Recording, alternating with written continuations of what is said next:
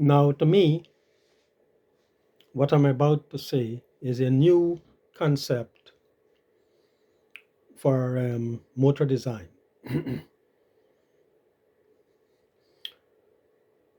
The stator and the rotor would both be magnetized electrically, and the magnetism will be induced by electricity. And both the stator and the rotor and the fields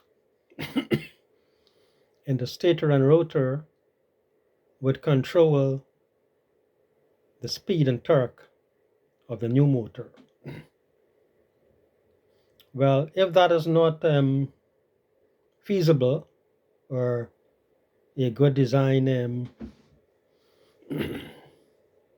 research idea, then at least either the stator or the rotor can be magnetized using electricity alone to effect the use of permanent magnets where they are used.